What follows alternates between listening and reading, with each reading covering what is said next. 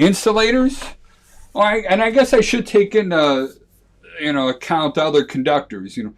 We have a lot of lead service feeds in this area, so lead is a conductor, and we use that for our grounding electroconductors, our connections to those. All right.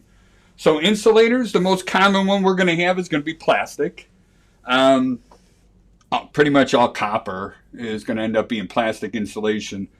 The second one is going to be cloth, and that's going to be our key identifier to find that tin-clad copper wire. Those are going to be in the older homes, usually pre-World War II, so stuff before the 50s, but you might still run into it in houses afterwards. That doesn't mean it's going to be the end of the world. All right. Next word I want to work on is grounding. Grounding, I like short, simple definitions. So anytime we connect anything to the earth, we have grounded that item. All right. In Europe, they actually call it earthing. Here in the United States, we call it grounding. Not only do I want you to know what it is, but I want you to know why we do it. All right. Now, there's a couple other reasons, but the two main ones that I want you to remember is to maintain zero potential. The earth has electricity in it. All right. If you think about it, it's nothing more than a gigantic electromagnetic generator. So we do have a metal core that keeps spinning, and it does create electricity. With that, we have a North Pole and we have a South Pole. And if I had a compass, that electromagnetic field that it would be created, that compass would be pointing to the north. All right. Now that voltage, that electricity that's in the earth that's being generated, that varies. That goes up and down. It changes. All right. And when we talk about voltage and electrical flow in a little bit, we're going to be discussing how I have to have a different voltage for electricity to move. If they're both the same, then electricity is not going to move. Plain and simple. So as it fluctuates, and another analogy, I guess I should back up, I like to use is sea level, because we can actually see that with our eyes. Sea level is always going to be known as zero, but anybody who's ever been to the ocean knows that every day, twice a day, the sea level goes up and the sea level goes down. It changes, it fluctuates, all right?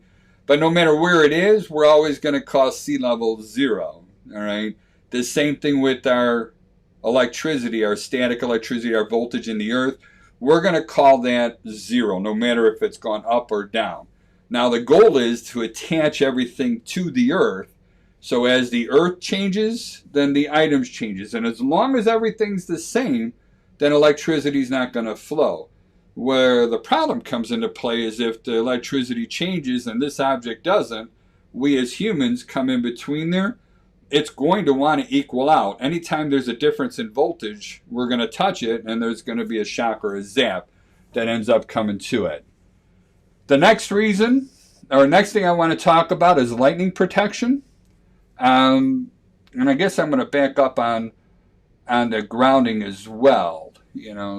I hear a lot of comments where people say that, well, that's where all the extra electricity is supposed to go. We want to give it a path for the extra electricity to flow into the earth. Okay?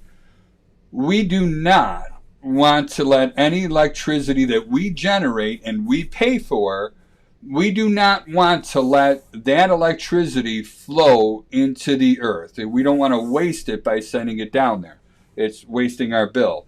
In fact, that's called a fault, more specifically a ground fault. Anytime electricity goes someplace that it's not supposed to go to is considered a fault. And if it goes into the earth, we call those ground faults. All right. And I usually pop up another example, like I'll take a wire and I'll pretend that we're going to put this into the energized slot of an outlet. And let's say it's a 15 amp outlet. And then I'll take the other end and I'll go outside and I'll have a ground rod out there all by itself in the middle of the yard, driven into the earth, a good 10 feet in there. So I have a good electrical connection to the earth, and I attach the other end to that ground rod. So I got a 15 amp breaker on a 120 volt circuit with a 14 gauge wire, and I have it plugged into the energized slot of an outlet only and to the ground rod outside. All right.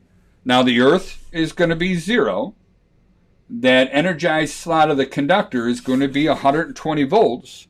They are going to be different. So anytime I have a difference in voltage, electricity will flow. All right. But the earth is also a big resistor. Resistors limit the amount of electricity that's going to flow. Now, there is an ohm test and everything else. I'm not going to get into that because, quite frankly, I think it just complicates things too much. At 120 volts pressure, it's easier for me to remember that somewhere around 5 amps will be flowing into that earth. So electricity is going to flow. It's going to flow into the earth. It's going to be about 5 amps. And I'm going to be on a 15 amp breaker. So that 15 amp breaker is just going to see 5 amps of electricity flowing. As long as it only sees 5 amps of electricity flowing, it doesn't know that there's a problem. It just lets it flow. It's not going to turn off until I try to flow more than 15 amps. That's when the breaker is going to trip. But all that stuff is still energized. It still has potentially more electricity. If anybody touched that and they touch another pathway, then they're going to also become a conductor, and that's why that's dangerous. Anytime we have electricity going someplace that it's not supposed to go, we want that power turned off as soon as possible. All right? We don't want it to stay on. We don't want to let that extra electricity go someplace. The only thing we're trying to do with that grounded connection is keep that 0 potential. Keep everything in the house at the same potential so that anything that I touch inside after I've been outside will always be 0 or whatever the earth is. And I won't be getting any shocks when I touch anything. Now, the other reason is going to be for lightning protection. Obviously, lightning is going to have a lot more than 120 volts of pressure. It's going to, I really don't even know what it is. It's a tremendous amount of pressure. Creates a spark from the sky all the way down to the earth. If that ends up hitting the house, then we need to give that electricity a place to go. Otherwise, it's going to find any path available. So we want to let it go into the earth where it could safely disperse, and then it's gone. But a lightning strike is just a split-second moment in time. And we're given that particular electricity a very specific path to get into the earth and not damage anything in the house.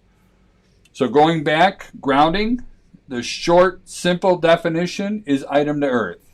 All right? Any item. I don't care if it's a deck, a porch chair, or my electrical system, which we'll do in most homes. All right? Anytime we connect anything to the earth, we have grounded that particular item. All right? Why do we do it? To maintain 0 potential and in case the house gets struck by lightning. Next term is bonding. And forgive me for not editing that one. I slipped on it. It's item to item is what I want you to remember, not item to earth. Obviously, I copied and I didn't edit that one slide. So item to item, any 2 different items.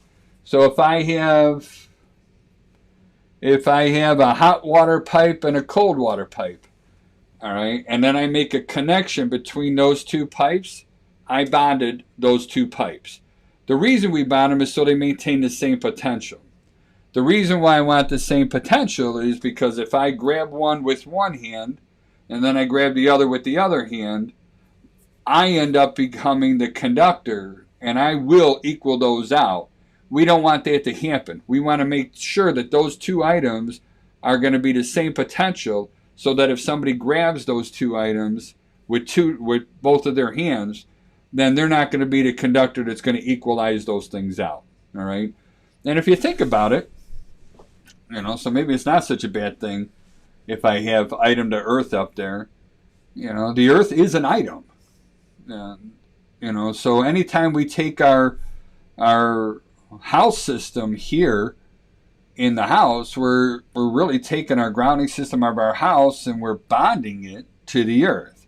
So really the only difference is when I use earth is one of those bonding items, instead of saying bonding, we're going to call it grounding.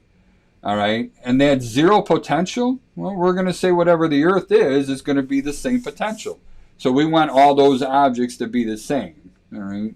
But same thing, especially around pools, when people get out of the water and they're touching, the water in the conduit or the gunite and the metal inside the pool, that's going to be whatever the earth is. If I get out of that and I touch the ladders and the diving board, all those have to be bonded together because, again, I don't want to be the conductor that's going to equalize or equal those items out.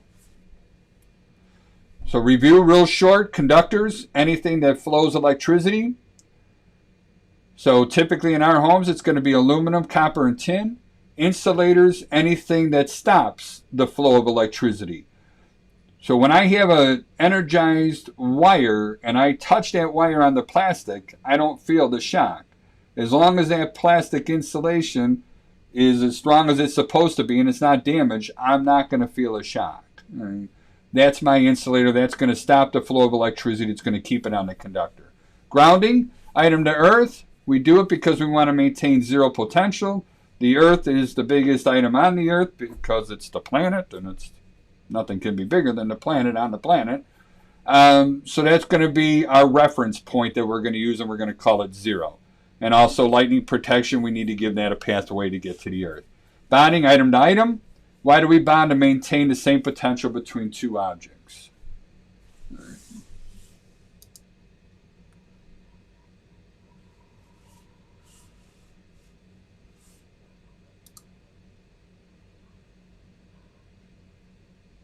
All right.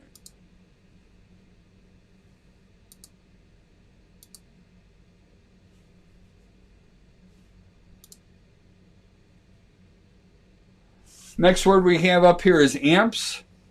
I like one-word definitions again. And for amps, I'd like you to know that is current. All right. The biggest thing about amps is they don't disappear. We can cancel them out, but they don't disappear.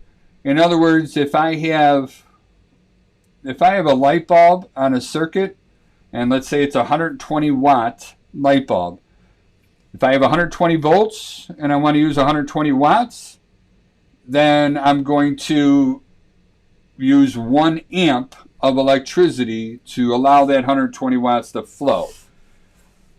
Amps don't disappear. So if I have 1 amp going out on the energized conductor, then I'm going to have 1 amp coming back on the neutral conductor. Watts is the power. I like to remember the term power with watts because we pay for power. It's just easier for me. The P's together, make it simple. So power, watts, they travel at the speed of light. So the generator of the earth that's coming in here, that's going to go ahead and create the wattage, create the power. It flows through my panel, through my breaker, through my wires, goes through the light switch, goes to the lights that are lighting up, and then it changes to either light or light and heat. It changes to whatever that object is, and then it's gone. All right. So we pay for whatever wattage we use that's going to be creating those lights and doing whatever it needs to do. All right. So wattage travels at the speed of light, and it stops when it gets done doing the work that it needs to be doing. Volts is pressure. I like to think of it as a magnet. In fact, when we create electricity, we're taking coils and we're sending them around a magnet to go ahead and produce that voltage or that magnetic pull and push where it comes to it. So the volts and the pressure, the difference is going to be whatever the difference between the two objects is. Anytime I do have a difference, that's going to be causing an electrical flow. They're always going to attempt to equalize out. But if I keep adding more wattage and more voltage to one side, then it's going to keep flowing and flowing across as it comes to it. So in that analogy that I used before, where I had the wire on the energized conductor side of the outlet, that was at 120 volts of pressure. We know the earth is going to be 0. So I had a difference of 120 volts, or at least somewhere in that ballpark. And because there's a difference, electricity is going to constantly flow.